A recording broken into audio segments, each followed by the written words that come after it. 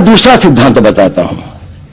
मुझे नहीं मालूम कि यह सिद्धांत मुझे बताना चाहिए या नहीं, मुझे यह भी नहीं मालूम कि यह सही है या नहीं, लेकिन क्योंकि मैं इसको मानता हूं और मुझे मालूम है कि इसके बारे में कई लोग जिनके हायर मॉरल वैल्यूज हैं शायद न भी समझते हो या न भी वो रखते हो, लेकिन एक मेरा विचार है, चाहे तो इस पर विचार करें।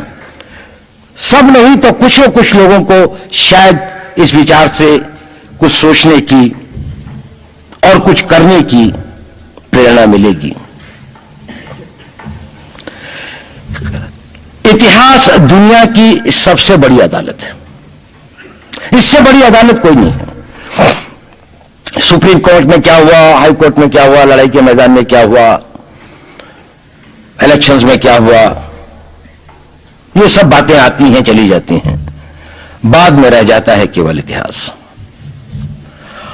और इतिहास का निर्णय हमेशा उसके पक्ष में गया है जो शक्तिशाली था। इसने कभी उसका साथ नहीं दिया जो न्याय के साथ था, जो सही था। अगर ऐसा होता तो दिल्ली में बाबर रोड होती है, बाबर रोड है लेकिन राणा सांगा रोड नहीं है, क्योंकि बाबर आया, विजयी हुआ, राणा सांगा हार गया। भारत की हिंदूशाही किंगडम अफगानिस्तान से होती सिकुड़ती सिकुड़ती सिकुड़ती यहां तक नहीं आ जाती। हमने किसी पर आक्रमण नहीं किया, हमने किसी के जीवन मूल्यों को नष्ट नहीं किया, हमने किसी के धर्म ग्रंथों को और धर्म स्थानों को नष्ट नहीं किया। शायद हम न्याय संगत थे, शायद सत्य भी हमारे पक्ष में था, लेकिन शक्ति हमारे साथ नहीं थी।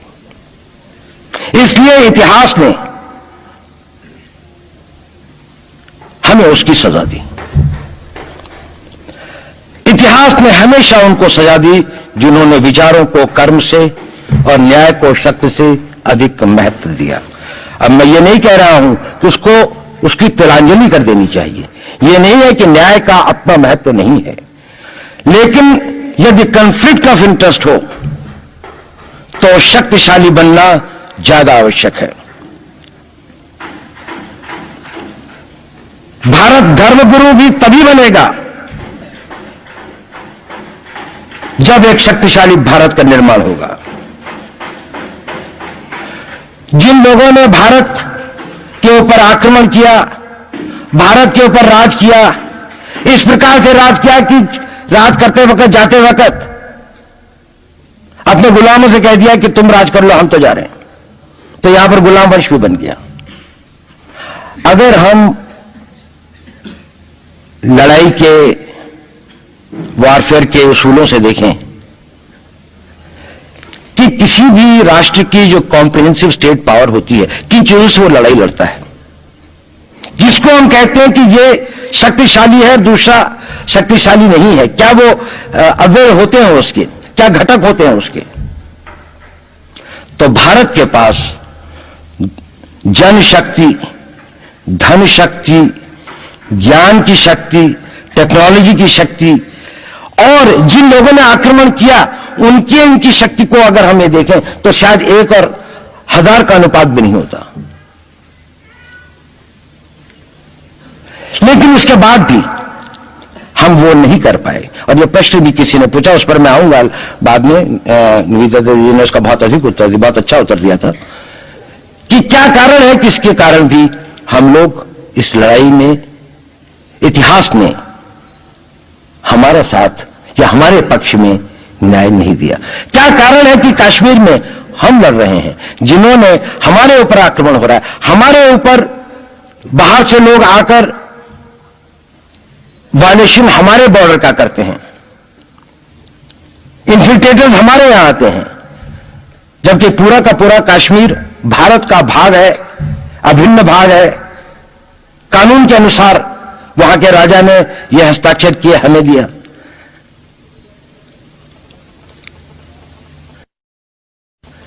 क्या कारण है कि करोड़ों की संख्या में बांग्लादेश से लोग भारत में आते हैं, हम बाड़ लगाते हैं, वो लोग वहां से मना करते हैं कि आप हमारे आदमियों को आने दीजिए, और हम कुछ नहीं कर पाते। और भारत में 2 करोड़ नागरिक रहते हैं। हम हर एयरपोर्ट के ऊपर में इमिग्रेशन की चेक पोस्ट लगाते हैं कि कहीं पर कोई एक आदमी बिना पासपोर्ट के या बिना वीजा के भारत में प्रवेश न कर जाए। यहां पर लाखों की संख्या में, करोड़ों की संख्या में लोग आते हैं। सुप्रीम कोर्ट भी ये वो करता है कि जिन लोगों ने जो इसके लिए जिम्मेदार है, उन्होंने जो काम किया है वो भारत के ऊपर आक्रमण के बराबर काम किया है। और वही सरकार उस सुप्रीम कोर्ट के 25 जुलाई 2005 के निर्णय के 3 दिन के अंदर में एक नया अध्यादेश जारी करके उन सारे के सारे कानूनों को फॉरेनर्स एक्ट के अंदर में इनकॉर्पोरेट कर लेती है, क्योंकि जो वो IMDT एक्ट था उसको सुप्रीम कोर्ट ने नल एंड वॉइड कर दिया। ये सब बातें हमें सोचने और समझने की आवश्यकता है। एक कारण, मैं ज्यादा चीजों में नहीं जाना चाहता, इतना समय भी नहीं होगा,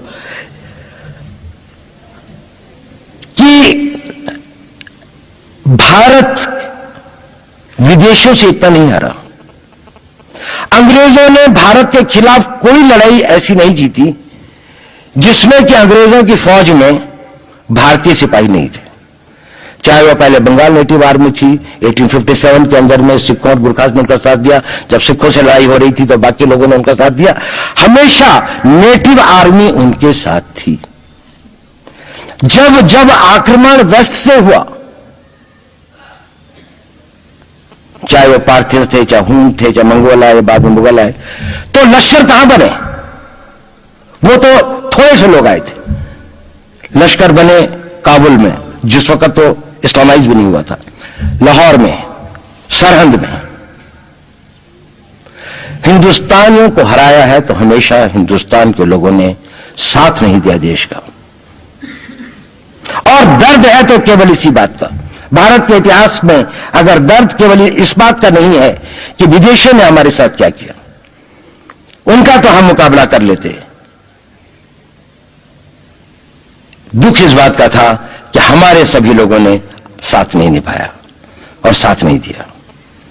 और इसकी फीलिंग आज भी मुझे इस देश में होती है। और भारत को आंतरिक बाह्य शक्तियों से जो सबसे बड़ा खतरा है, वो खतरा इस बात का है कि हमारे अपने लोग ही